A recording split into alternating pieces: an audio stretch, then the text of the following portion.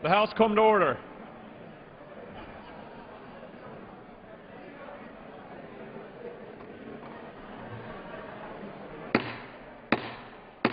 Will the House come to order? This gentleman from Florida rise. Mr. Speaker, I send to the desk a privileged report from the Committee on Rules for filing under the rule. The clerk will report the title. Report to accompany House Resolution 357, resolution providing for consideration of the bill H.R. 2553 to amend the Internal Revenue Code of 1986 to extend the funding and expenditure authority of the Airport and Airway Trust Fund, to amend Title 49 United States Code, to extend the Airport Improvement Program, and for other purposes. Refer to the House calendar and ordered printed. For what purpose is the gentleman from Iowa? Mr. Speaker, I must ask for unanimous consent that my name be removed as a co-sponsor of H.R. 451. Without objection. Thank you.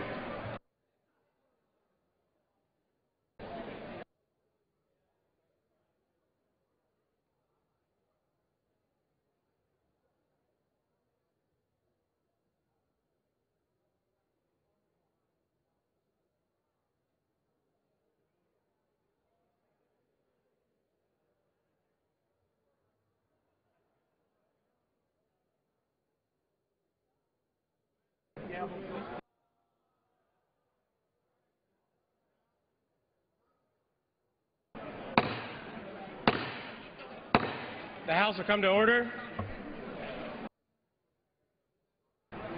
Will members please take their conversations off the floor?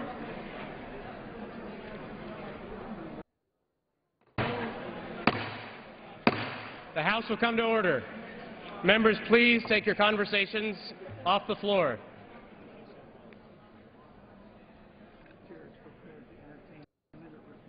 The chair is prepared to entertain one-minute requests.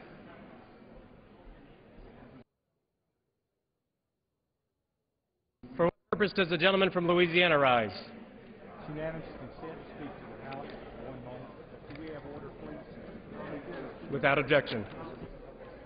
We have order.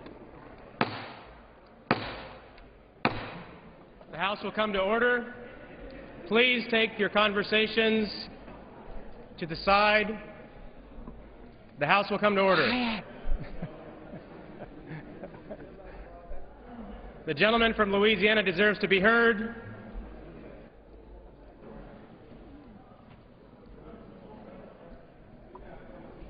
The House will come to order. Please remove all conversations off the floor.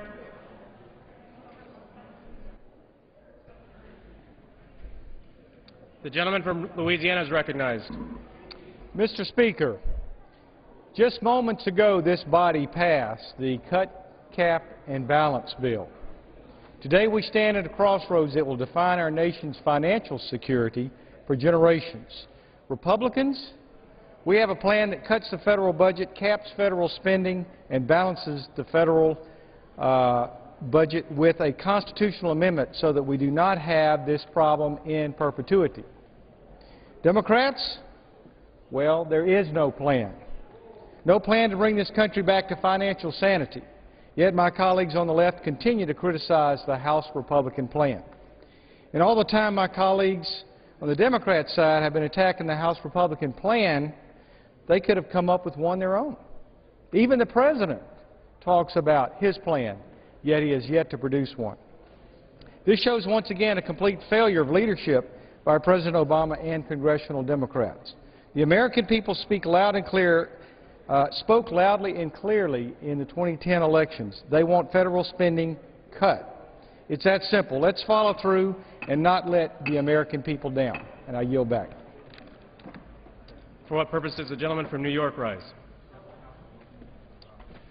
Without objection. Mr. Speaker, it is my sad duty to report the passing of a former officer of this House, doorkeeper James T. Malloy.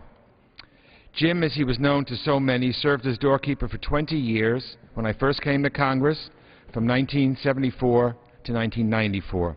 He was known throughout the world for his distinctive introduction of the President and heads of state to Congress. He is the one that would always yell, "Ladies and gentlemen, the President of the United States." Jim, a native of Buffalo, New York, was a graduate of Canisius College and worked as a fireman and school teacher before coming to Washington at the invitation of Congressman John Rooney of New York. He leaves his beloved wife, Roseanne, and his daughter, Amy. We will all miss him, we all remember him, and we all loved him. Thank you, Mr. Speaker. For what purpose does the gentleman from North Dakota rise? Address the House for 1 minute. Without objection. Mr. Speaker, today I'd like to honor a statesman and my good friend, Senator Bob Stenum, who passed away yesterday in a tragic car accident. Bob served as the Senate Majority Leader in North Dakota for 10 years, and he worked incredibly hard for the state that he loved. And he worked through a system that he believed in, called the legislative process. He was respected and admired by those of us who served alongside him in the state legislature. And his tireless legislative work is one of the reasons North Dakota is doing so well today. And as Bob would say, we are the envy of the nation. It hurts knowing my friend is gone, and I ask that we all keep his wife Kathy and the Stenum family in our thoughts and prayers. North Dakota has lost a wonderful public servant, but I know that Bob's character and beliefs will continue through his policy and prosperity for years to come. I will miss Bob very much, and I'll yield the remainder of my time back. For what purpose does the gentlelady from Texas rise? Without objection. And Mr. Speaker, the House is not in order. The House will come to order. Very close, ladies. Gentlelady may proceed. Mr. Speaker, I just heard a celebration just a few minutes ago regarding the passage of the cap, cut, and balance that really should be named the tap dance, establishing the Losers Club for Americans and the busting of benefits for Americans bill. Because what we're doing is tap dancing around the responsibility of this Congress to in fact raise the debt limit, as we've done hundreds, not hundreds, but 60 times. And of course, we are establishing losers by the very fact that interest rates will go up, Social Security and other benefits, Medicare will be gone, the credit, U.S. credit will be downgraded, and the Chamber of Commerce and hundreds of businesses will in fact be begging for us to lift the debt ceiling. But more importantly, we will cause America's lack of paying her bills to hurt families and businesses. And let me introduce you to the losers. Now that this bill has passed, welcome to the losers. Soldiers and their families, their grandparents and mothers and fathers who are back here in this country while they're on the front lines in Iraq and Afghanistan. Today we just voted H.R. 2650 to in fact establish a club of losers for these patriots who have served their country. What a shame, what a shame. I yield back. For what purpose does the gentleman from Louisiana rise? Without objection. Mr. Speaker, tonight the House finally passed a real plan that addresses this nation's spending crisis. I think many American families out there already know that Washington's had a spending problem because they've been living within their means for a long time. They've been sitting around the kitchen table figuring out how to make sure to do with what they've got. And yet in Washington it seems like liberal leadership over here wants to ignore the problem. We've passed a plan now today in the House that actually, with cut, cap, and balance, controls spending in Washington and puts us on a path to a balanced budget. And what's the President's plan? We have still yet to hear his plan. All we hear is speeches and class warfare where the President tries to pit one group of Americans against another as if, you know, corporate jet owners and millionaires and billionaires can solve the problem. If he confiscated every single dollar they have, it wouldn't address the problem. And so now it's time to get real. If the President really wants to get serious about addressing the spending problems in this nation, it's time for him to confront what cut, cap, and balance really does, and that is to finally tell Washington it's time to start living within your means, just like families across this country have been doing for years. Thank you, and I yield back. Are there further 1-minute requests? The Chair lays before the House the following personal request. Leave of absence requested for Mr. Kravac of Minnesota for Monday, July 18th, and for today until 2:45 p.m. Without objection, the request is granted.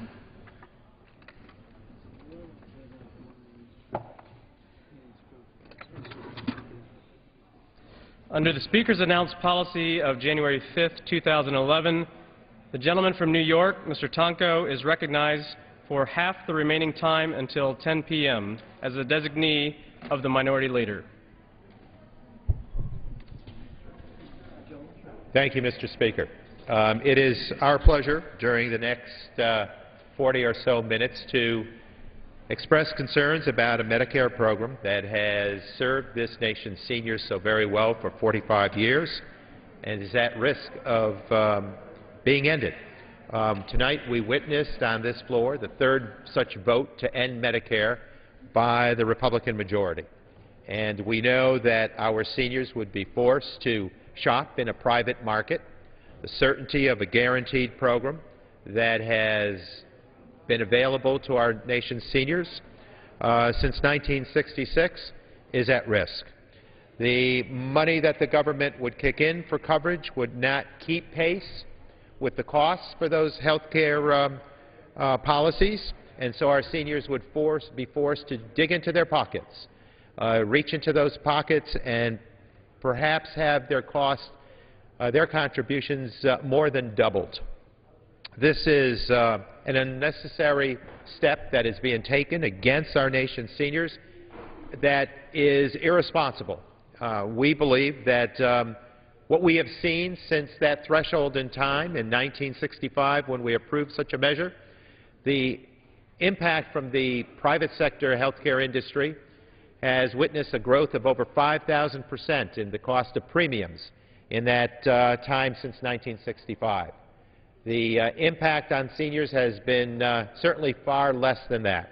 We have seen the containing of administrative costs. We avoid marketing requirements with the Medicare program, and we have been able to share benefits with our nation's seniors in a way that protected their health care coverage, that enabled them to enjoy a quality of life.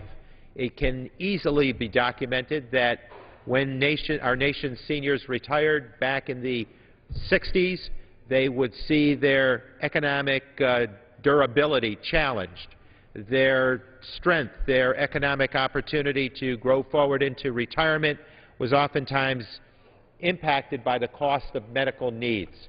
There was cherry picking going on. There were opportunities that were denied our nation's seniors, and they were asked to absorb an inordinate amount of pressure in order to continue forward in soundness, in wellness, and certainly to have the coverage that was required to meet their health care needs. All of this now is at risk with several proposals. We've seen a Ryan plan, a budget that the Republicans produced, the Ryan road to ruin, as we've designated. It would cause severe hardship on our nation's seniors. We saw the Republican Study Committee come up with a vote that, again, ended Medicare. And today, when we witness this attempt to play with the United States Constitution to make it very easy to end Medicare while making it even more difficult to address those deep pockets that get favorable treatment by some, go continuing on because it would be more difficult to end that opportunity. So what we have here tonight is an opportunity to discuss the assault on America's working families, the assault on her seniors, the nation's seniors, by ending Medicare that puts the private sector insurance industry in control. They put them in the driver's seat. They require our seniors to shop with a voucher that won't nearly cover the cost of those premiums, and again, require them to pay double as we go forward. We're joined by Representative Garamendi from California here this evening and Representative Joe Courtney from Connecticut. And the three of us will share thoughts about how to better address the economic pressures on this nation today without ending Medicare. It has been a lifesaver for so many of our nation's seniors and has provided a sense of security, predictability in their budgeting as they go forward in retirement years. Representative Garamendi, John Garamendi from California, thank you for joining us this evening. And you witnessed it here tonight, as Mr. Courtney and I both did. Representative Courtney from Connecticut and I witnessed yet another vote that would mean the end to Medicare, because it's an attempt to play with the Constitution, mess with our Constitution in a way that would really focus on hardship for our nation's seniors. Thank you very much, Representative Tonko. Thank you for bringing this issue alive this evening and for giving us this time to discuss this. Many, many thoughts went through my mind today as this vote and the debate went along. And as it was debated by our Republican colleagues, I just couldn't understand where they were coming from. What would motivate them to want to destroy Medicare and Medicaid? Why would they do that? The thoughts just reeled through my mind, and I'm going, I guess maybe they'd had a different experience than I did. I was a young boy in the 1950s, and there was no Medicare, and there was no Medicaid. And I remember my father, he was a rancher. We grew up in a ranching area up in the foothills of California in the Mother Lode Gold Country. And he took me one day to the county hospital. And it was one of the most horrible moments I can remember as a child. Because the wards, there were just a ward, maybe 20 or 30 very elderly men, and on the other side, elderly women who were dying. Their medical care wasn't available to them. And sometime later, maybe another month after that, he took me, we were out chasing cattle that had gotten loose, and just a young man, and one of our neighbors we came upon the neighbor and asked where the cattle might be, and he said they were down that way. But he had this huge growth on his mouth. And my dad asked about that, and he said, it's cancer. He had no insurance. He had no care, and he was probably 70, 75, 80 years old. And he died shortly thereafter. In 1965, this country did a remarkable, beautiful, wonderful thing. We gave to every senior in America medical care, doctor and hospital care, the opportunity to live longer, to have that cancer treated, to eliminate those wards in the county hospital where people simply were warehoused to die. And here today, for the third time since January of this year, the Republicans have put forth a proposal, and hopefully it will never become law, to terminate Medicare. Have no doubt about it, Mr. Tonko. They would terminate Medicare. As you said, they turn it over to the private insurance companies with a voucher, insufficient to pay for medical care insurance from an insurance company today. The discrimination that exists in insurance for people with pre-existing conditions, and the paramount pre-existing condition in America is age. If you're 60, 55, 60, 65, you have a pre-existing condition. It's called age.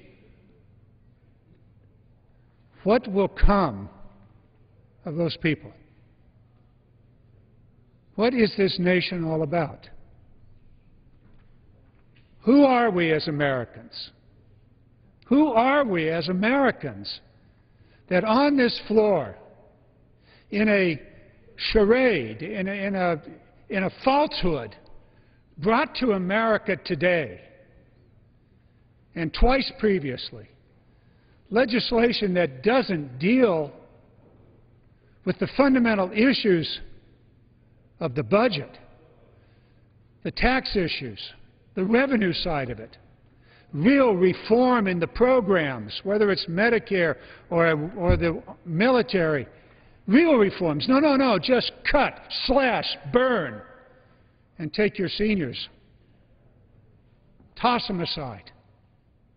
This is not the America that I want to live in.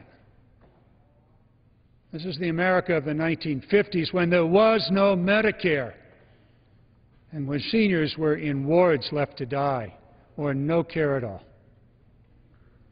Every American 65 years of age is guaranteed a comprehensive health care benefit. It's called Medicare. And whatever else we stand for,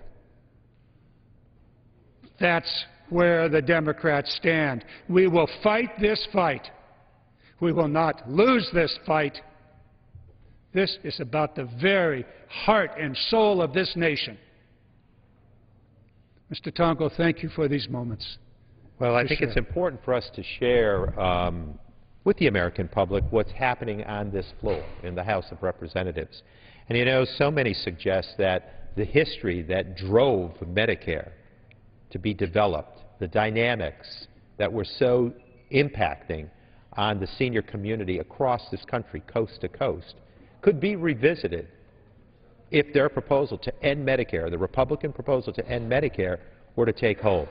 And I know Representative Courtney, Joe Courtney from Connecticut, understands that. He has shared those concerns over and over again, that we could go back and revisit history of 45 years ago, 46 years ago, when people literally were impacted by cherry picking going on, where they couldn't afford programs, policies, even if they were offered to them, and many times they couldn't get policies written to cover them. And Representative Courtney, thank you for joining us this evening on what is an important bit of information exchange for America. They need to know that the seniors are at risk. Thank you, Mr. Tonko, and I want to thank Congressman Garamendi, who did great service as Insurance Commissioner in the state of California, understands these issues intimately. I think this is really a generational gut check for our country in terms of whether or not this attempt to butcher Medicare, one of the most successful programs in American and world history, is going to succeed or not. John described very powerfully the public wards and the public hospitals and the third-tier status that seniors had prior to 1965. Kaiser Permanente actually did a study in terms of just reminding us of what this country faced when President Johnson signed that legislation on Harry Truman's porch step. At the time Medicare passed, only 50% of seniors over 65 in America had health insurance of any sort whatsoever. Part of it was cost, part of it was the underwriting rules, but part of it is just as Mr. Garamendi said, I mean, age is a factor which carries risk, and there is no insurance company that evaluates risk within its own book of business that can really take all comers when you're talking about a population 65 and up. Life expectancy was 70 in 1965. So we passed Medicare, and what happened is we created a guaranteed benefit, a pool. The genius of Medicare was that we pulled the risk, and we actually made an affordable system financed through payroll taxes, premiums, and the system has had its ups and downs financially over the last 45 years. But the fact of the matter is we now have life expectancy of 78 in this country. It has worked. And we have also alleviated the crushing out-of-pocket costs that seniors faced in 1965. And we have elevated the status of people in that demographic in a way that the private insurance market just was totally incapable of doing it. Last year we passed the Affordable Care Act, which modified Medicare and made some important improvements and changes. We now have annual checkups covered. We now have cancer screenings. We now extended prescription drug benefits. And one of the things that the Republicans, in trying to sell this measure with snake oil, frankly, is that somehow people who are 65 and above today will not be affected by passage of the Ryan plan. In fact, we know that if you look at that plan, it cancels all of those new benefits in year one. So seniors who now have hundreds of thousands have gotten their annual checkups in the last 8 or 9 months since the new benefit kicked in, cancer screenings that kicked in, prescription drug assistance that's now providing help for seniors in the donut hole. All of that would be canceled today. And any prospective change that is proposed in this system, which, again, will, starting for individuals 55 and under now, be left in a private insurance market with a totally inadequate voucher, as Mr. Garamendi said, again, that's where the real butchering of Medicare takes place. But there is no question for anyone who's listening tonight that if you are a senior citizen on Medicare, the false claim that you are somehow insulated from this measure because of the fact that you're already in the program, that is something that people have got to recognize and understand, that new benefits that are making this a smarter, more effective program are going to be canceled in year one if this measure, God forbid, ever is enacted. Well, very well said, Representative Courtney. And what I think upsets all three of us is the fact that with the Affordable Care Act, where we found savings by reining in some of the profit margins of insurance companies that were used, those savings were used to fill the donut hole that you just talked about. They're now taking those savings and sharing them in a way that's not going to benefit seniors, and they're not going to fill that donut hole. And so when seniors come to us and say, look, what is this talk about Medicare? They're saying that you destroyed Medicare. No, we were working to make it stronger. We're working to fill the donut hole so that the prescription costs that are impacting seniors, my gosh, with the passage of time, we have seen advancements in pharmaceutical research that provides more opportunity for wellness or for cure. And so that has stretched opportunities galore for our seniors. But they would raid those savings and pull them away again from our senior community and use those in other ways, which we find very offensive. And this ending of Medicare with this third vote tonight, I mean, how much more do we need to challenge the security of seniors out there? They're disturbed every time they hear this effort to end Medicare. And we want to make it stronger. We're talking about all sorts of efforts to bulk purchase pharmaceuticals for the Medicare program, which would make it stronger. They forecast $156 or $57 billion worth of savings to the federal government that would provide correspondingly some $27 billion in savings for individual seniors just by doing that. So there's an all-out effort here to strengthen Medicare, not end it. And it's sad that tonight we witnessed the third vote cast here with the majority support so that it passed in the House to move forward and include in that packaging the ending of Medicare. Representative Garamendi, you have a chart up there, you have a schematic I have up this there. chart. We've used it before as we've discussed Medicare, and it brings this whole thing right into focus. This is a tombstone. Medicare, 1966, 2011, created by LBJ, destroyed by the GOP. You know, maybe a little harsh, but this is really the reality of what's going on here. It's the end of Medicare as we know it. It's the end of the guaranteed benefit program, and it does turn everyone who is 55 years and younger over to the insurance industry. I spoke to this briefly before, but I was, and Mr. Courtney, thank you for reminding me that I was the insurance commissioner in California for 8 years. And I fought tooth and nail with the insurance industry over health care and automobile and homeowner and other kinds of insurance. In the health care sector, the private health insurance companies are about profit. That's their goal. They are a profit-making organization. And to enhance their profits, they do a variety of things. Deny coverage. You got a policy? Oh, but that was a pre-existing condition, and therefore we're not going to cover it. Or, gee, that kind of treatment's not covered. There was a lot of talk about death panel. I'll tell you where the real death panel is, and I saw this as insurance commissioner. I saw insurance companies denying treatment that led to the death of numerous individuals over those 8 years. The real death panels have been the private insurance companies. Medicare, I know of no case where that has happened. Maybe it did, but I'm not aware of it, and I had the biggest state, California. And also the kind of discrimination that takes place. Medicare on the end, let me just put this additional to it.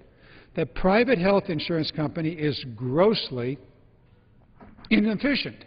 It is inefficient.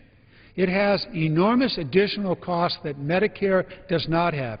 By comparison, Medicare is a very efficient operation. It takes about 2% to raise the money and another maybe 2 or 3% to pay the bills. And on the health care, on the provider side, maybe another 10% to do the billing also. Maybe the total cost is somewhere in about 15% administrative cost.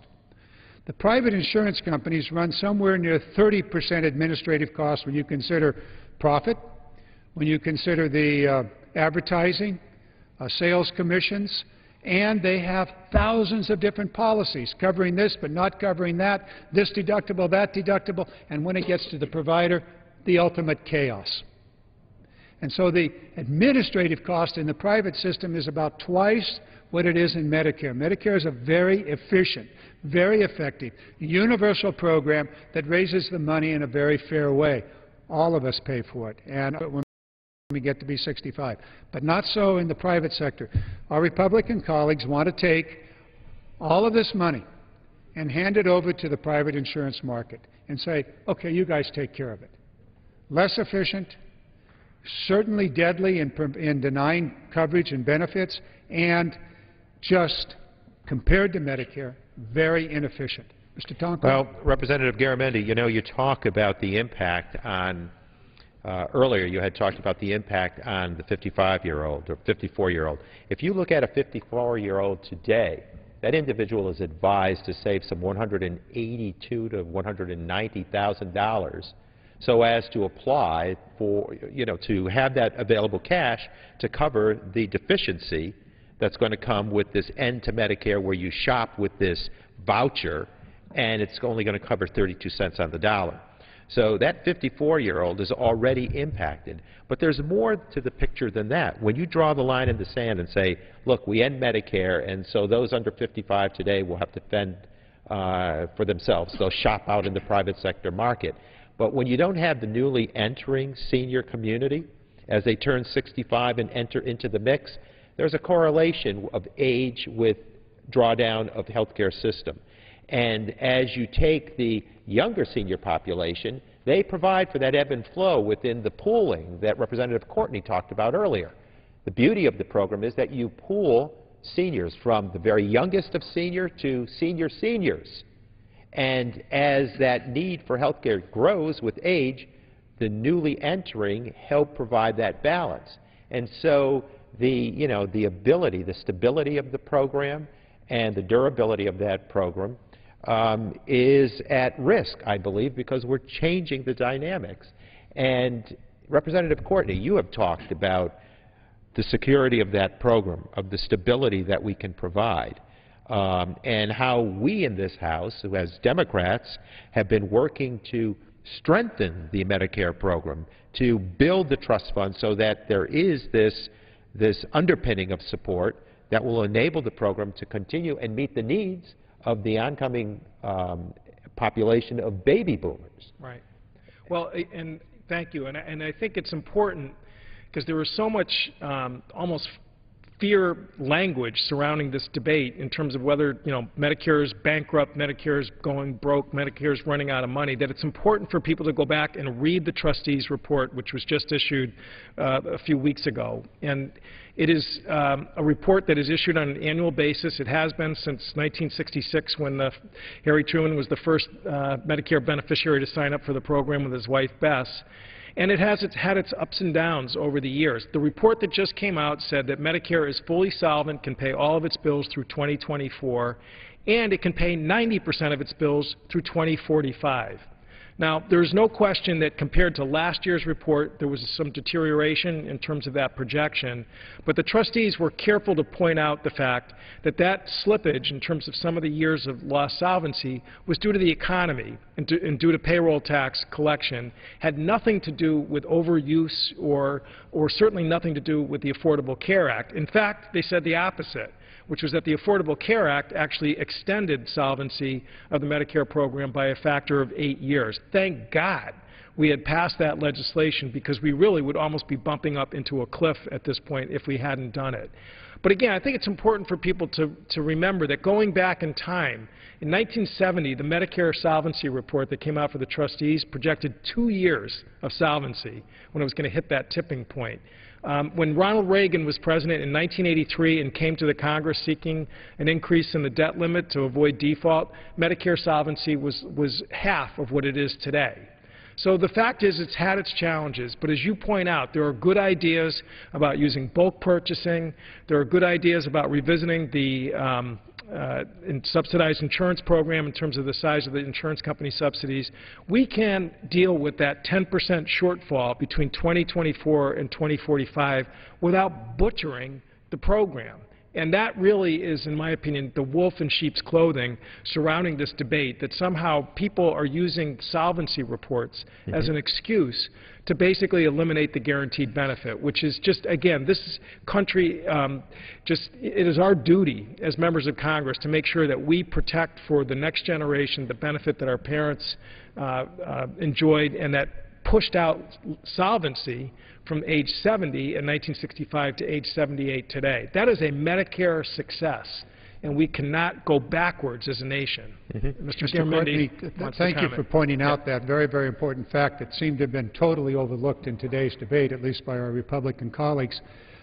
There's another factor here, and that is that Medicare, like all medical services across the United States, whether you are in Kaiser or Blue Cross, Anthem, or Medicare, all of these programs are carried along on the inflationary wave in health care, which actually runs 2 or 3 times the general inflation in our economy.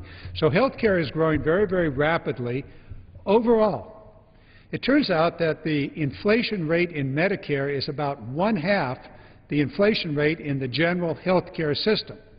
Now, how could that be if Medicare is part of the health care system and takes care of the most expensive part of the population? How is it that Medicare is not inflating, the costs are not going up as fast as the costs are in the private sector, that is, the private health insurance sector?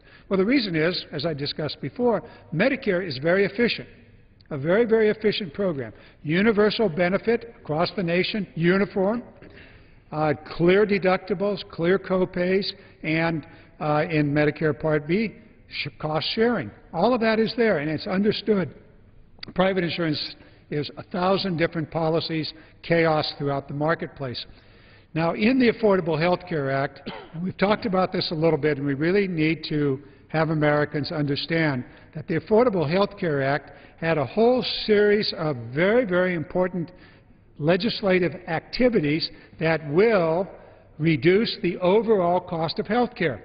For example, electronic medical records, not written records by a doctor or a nurse, either legible or illegible, stacked in a great big stack of papers, and all of us have seen those, but electronic medical records, a very, very important way to reduce problems, reduce misunderstandings, back and forth with drugs and the like. And also, another very important factor is hospital infection rates. Hospitals that have a very high infection rate don't get paid for a second time when that person comes in for retreating the original illness, and has a very, very important impact on reducing the cost of medical services.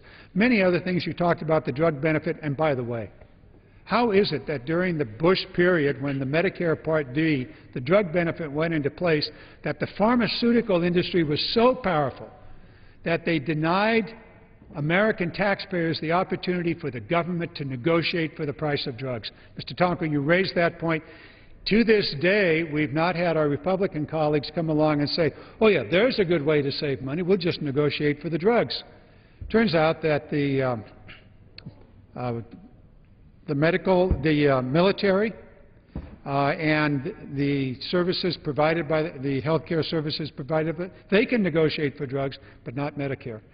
So it cost us a few billion. You said $150 billion over 10 years? Is that the number you came up with? I believe it's $157 billion, right. And, you know, it's a benefit that ought to be shared on behalf of our nation's seniors. But, you know, to the points made earlier in this discussion, the efforts for prevention, for screenings that do not require copayments or deductibles, the annual checkups. These are all elements that were introduced, embedded into our reform package to contain costs, to bend that cost curve.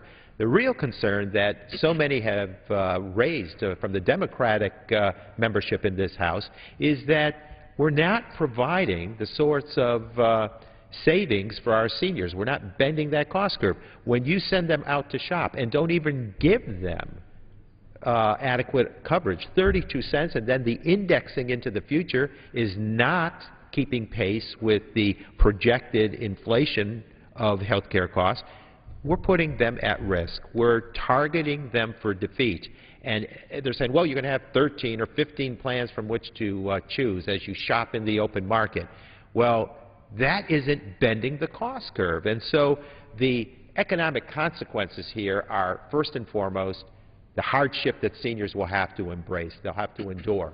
But then also, when we look back in 1966 and 65, the available cash, the economic vitality of the senior household was drained. It went south because medical costs were usurping their retirement funds. Think of it. Those dollars not only help provide stability and security for our nation's seniors, but that's available cash that they can use to perhaps have a meal out at a restaurant in their local community. There are dollars made available that get spun into the regional economy that allows for the comeback. So this is very interesting. The programs, the cuts that they're suggesting are all in areas that can help create jobs and improve economic viability. And, one example I can share with you, we had a town hall meeting in my district talking about the Medicare program. We had Dr. Rebecca Andrews. She's a primary care doc at the University of Connecticut Health Center, and she was talking about the new annual screening coverage, where she had a guy, one of her patients who was kind of a big, husky guy, kind of, they used to kind of razz each other, but she had him 45 minutes with him. She did the soup to nuts checkup. She ordered a urine test, which she normally wouldn't with the old system. She found a tiny microscopic speck of blood, or they did at the lab, which they were a little concerned about, called him back in, did a follow-up, and it turned out he had bladder cancer. And because they were able to detect it so quickly, because of that annual checkup and the cancer screening tests that are now covered under Medicare, it was a day surgery, in and out, really very non-intrusive event that cost a fraction of what it would have been if he had not had that checkup to detect that cancer early. And she had at least 2 other patients, because of the new Affordable Care Act annual checkup, where they detected cancer and, again, were able to intervene at a low cost compared to what would have been if it had been a full-blown case. And Representative Courtney, I think what we're talking about here is legitimate reform in a way that bends that cost curve and takes a sound economic program like Medicare for our nation's seniors and allows for that benefit of pooled resources from coast to coast to serve our nation's seniors well. But the concern here is, Representative Garamendi, they want to give their friends with deep pockets more opportunity for business, and Medicare to provide more business for the private sector insurance industry. If I might just privatize Social Security, right? To give business to the big banks. It's another bill they've introduced. So I think you have a chart there that talks about another special interest that would... Before we go to this other issue, when we've got about 7 or 8 minutes here, another major program that is targeted by our Republican friends is Medicaid. Medicaid is a program for impoverished Americans. 70% of Medicaid is for seniors in nursing homes. They want to take some $700 billion out of Medicaid. In California, that's called Medi-Cal, but each state has their own program. But $700 billion, that goes directly to seniors that are in nursing homes. What will come of those people that are now in nursing homes when this program, Medicaid, is reduced as proposed in the budget that was passed today? But having said that, let's turn to the other side of the coin. You want to make cuts? Should you want to cut Medicare? You want to cut Medicaid? Or do you want to cut the subsidies that exist in American business today? This is just one of hundreds of subsidies, tax breaks given to American businesses that they don't need. Big oil receives my tax money, your tax money, and the American taxpayers' money to the tune of, I don't know, $5, $6, $7 billion a year. Yet, look at their profits. Look at their profits here. This is just 1 year. You add up these profits over the last decade. Exxon last year, $10 billion. Oxy, 1.6. Conoco, 2.1. Chevron, 6. BP, infamous BP, 7.2. And yet they receive our tax subsidies. You take this and you apply it over the last decade, and it's just $950 billion of profit. $50 billion less than $1 trillion of profit. And yet, defending the oil companies are our Republican colleagues saying, oh, no, no, no, you can't touch big oil. You can't take away their tax subsidies, but you can surely go after seniors and take $6,000 out of the pocket of every senior with this Medicare program. You know, it's very obvious that from the polls being taken by many, many organizations out there, that the American public said it's about jobs. We need jobs in the economy in order to make things work. It'll reduce the deficit. It'll put people to work. It will start growing the economic engine of neighborhoods and states and the entire country. But what we're seeing is that there's this Republican assault on the middle class. They're cutting programs that serve the middle class. They're cutting programs that create jobs and invest in a new economy. But they're leaving alone these groups that are actually not, they're earning record profits, and we're still giving them hard-earned taxpayer dollars in the forms of handouts and subsidies to the oil industry, to various industries that are, just befriended by those in the House that want to play off the middle class and end Medicare, which is a very dangerous precedent that will be set. And Representative Courtney, or Representative Garamendi, you want to make a point? Mr. Courtney just pointed back to me. I was going to pass it to him, but we just talked about big oil, the subsidy that big oil that's being protected by our Republican colleagues, making sure that big oil gets their money. That's not the only thing. They are fiercely fighting fiercely to maintain the Bush-era tax cuts for the super wealthy. We're talking about millionaires. So what does it mean for millionaires to hang on to that tax cut that occurred in the 2003, I believe? Right, 2003. For millionaires, that tax cut is worth $200,000 a year if you have an income of $1 million. Now, there are folks out there that have incomes of $1 billion. So you can kind of expand that, add 6 zeros to it, and you get pretty close to what 5 zeros. You get close to what it might be for a billionaire, and there are billionaires out there. What's it mean for seniors? It means it's going to cost them some $6,000 a year in what will be their Medicare cost in the future. And that's equaling 33 seniors. Thank you. You read the chart better than I do.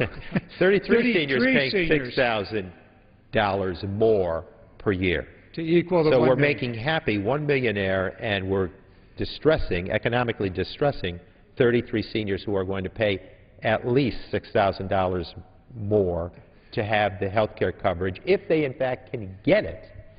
Because they'll be at the mercy of the private sector. Again, just to sort of finish the point, is that we are talking about two programs right now that did not create the deficit issue and challenge that would face this country. We had 2 massive tax cuts for the super rich. We have 2 wars that haven't been paid for, and a prescription drug benefit which was passed during the last administration that was never paid for, which we dealt with in the Affordable Care Act to offset that. Trustees' report says that we've got till 100% solvency through 2024, 90% solvency through 2045, and 100% solvency for the Social Security system to 2037. And Representative Courtney, when you talk about all of those costs, they were never put in the budget. They were off budget. So that meant that those 2 wars, the pharmaceutical deal for Medicare Part D, and the tax breaks for millionaires and billionaires all had to be borrowed money. And so we borrowed from China, Saudi Arabia, all to make it happen. This was dishonest budgeting, and it was favoring deep pockets over evidently seniors. And now the solution, end Medicare, block grant Medicaid, privatize Social Security. This is an assault on middle-class values, on our nation's seniors. Representative Garamendi, we'll move to you and well, close. Mr. Tonko, thank you so very much for bringing us together tonight to talk about Medicare and the Republican proposal to terminate Medicare and significantly reduce Medicaid, a program for seniors in nursing homes. This is a pivotal moment in this nation. It really speaks to our values. It speaks to who we are as Americans, who we care for, and what we are concerned about. Mr. Courtney, I pass to you. And I would just say, I'm sure your offices are like mine. This is the #1 issue that we're getting calls, emails, and mail on. Is that, are you guys going to stand up and live up to your sacred duty to protect these programs, Medicare, Social Security, and Medicaid, that our middle class depends on? At least 9 of every 10 comments we get, either through the mail or on the phone, are save Medicare, save Medicare. Don't let them mess with it. We're fighting the good fight here. America needs to know that there's a risk of losing Medicare. There are those who want to end it. We saw another vote here tonight. Thank you, Mr. Tonko. With that, we'll yield back, Mr. Speaker. Under the Speaker's announced policy of January 5th, 2011, the gentleman from Arkansas, Mr. Griffin, is recognized for the remaining time until 10 p.m. as a designee of the Majority Leader. The gentleman is recognized. Thank you, Mr. Speaker. Mr. Speaker, I've been listening to some of the speeches here tonight, and I thought I'd take a little time to address some of the arguments. And first, I'd like to just welcome my friend from Wisconsin, Representative Duffy, who's joined me here on the floor tonight and who's going to be joining me in this. I've been listening first and foremost to the discussion of tax loopholes, tax exemptions, deductions. Specifically, I heard a lot of talk about tax deductions for oil companies. Well, I'm glad that the gentleman from the other side raised that tonight, because I was thinking, and before I got here in January, for the last 2 years, this House was controlled by Speaker Pelosi and the other side of the aisle. The Senate, down the way here, is controlled by the same party, and the White House, President Obama. Now, if my math is correct, that means that the Democrats were in control of the House, they were in control of the Senate, and they were in control of the White House. Now, Mr. Speaker, it puzzles me that they were in control of all of those parts of government, yet not once did they eliminate these subsidies that they're talking about. They had control for the last Congress for 2 years, and nothing was done. I guess they decided only this year that subsidies for U.S. businesses should be eliminated. Well, I'm not sure why they didn't do anything about that the last Congress, but I will say that I am pleased that they understand the House budget that we passed, because in our House budget that we passed a few months ago, that's exactly what we voted to do. We voted for a framework that eliminates tax deductions, tax exemptions, credits, loopholes, whatever you want to call them. That's what our budget does. And in doing so, we're following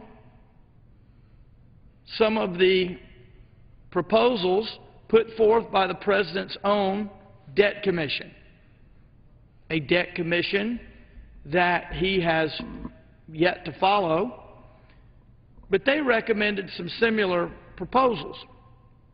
Now, what we do is we lower the top rate and eliminate a bunch of the deductions that admittedly upper income folks take. So we eliminate those. But at the same time, we lower the top rate so that we can be more competitive and we can have a pro-growth, pro-jobs tax code. So what we end up with is a fair, flatter tax code, one that encourages private sector job creation. So you might ask, Mr. Speaker, well then why do you disagree with the President on this particular issue? Well, like I said, we're happy that he's decided to come our way and that he sees the light on tax reform and closing loopholes. The reason the House leadership has opposed to the President's posture on this in the debt ceiling negotiations is because they want to have their cake and eat it too. The President wants to have his cake and eat it too on this issue. He wants to close all the loopholes, yes, and at the same time, he wants to raise taxes. So he wants to increase taxes two ways, whereas the debt commission, his own debt commission, and our House leadership want to reduce the top rate, close the loopholes, so that we have a fairer, flatter, simpler, less complex tax system. So there's the contrast. We agree on closing the loopholes, although we can't figure out what happened last Congress when the Democrats controlled the House, Senate, and the White House and did nothing about it. We did something about it. We approved a budget that addresses precisely this issue. So I just wanted to clarify our position on that. And I see that my friend from Wisconsin would like to say a few words. Please join right in. And I appreciate the gentleman from Arkansas for yielding. And I think you make very powerful arguments as to why our friends on the other side of the aisle were unwilling to get rid of these horrible tax loopholes. Because when the two of us got to this House in January, they were here. And they were here in a Democrat-controlled House, Senate, with a Democrat-controlled president, and they did nothing to do away with these loopholes. When we got to this House, we said no more crony capitalism, no more corporate welfare.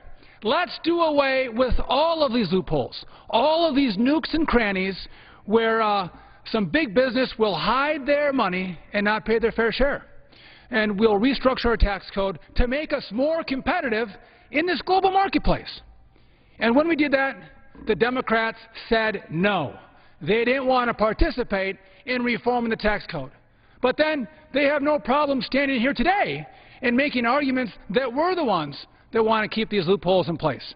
Absolutely false. You know, I've had a chance to sit in and listen to the debate that's going on in this House. I continually hear my friends across the aisle talk about jobs that are getting shipped overseas. And I got to tell you, that is a great concern for me. They miss the disconnect, however, between jobs leaving America and the regulation in tax rates that we have in America. You know, this isn't 1960, it's not 1980, it's not 1990. We are in a new global marketplace where in days gone by, America was the only place really to do business. But now our capital, it can go anywhere in the world. It can go to China and India, Mexico, Vietnam, Canada, Mexico. It can go anywhere. And when you start raising taxes on our job creators, and then you sit and scratch your head and wonder why they're leaving, it's pretty obvious. We see it on a smaller level in our states. When we see more regulation and more taxes in our states, like California, all of a sudden businesses pack up and they go to another state that has better rules, regulations, and taxes. That happens on a broader scale right here in America. You raise the cost of doing business, you kill jobs in America. And you know what? In the end, does it hurt these businesses? No. The people that it hurts are our constituents, our families, our people in our districts that are yearning for opportunity, yearning for a job. It's those people that this hurts, and I'll yield back to the gentleman from Arkansas. Well, I just want to ask the gentleman, what will it take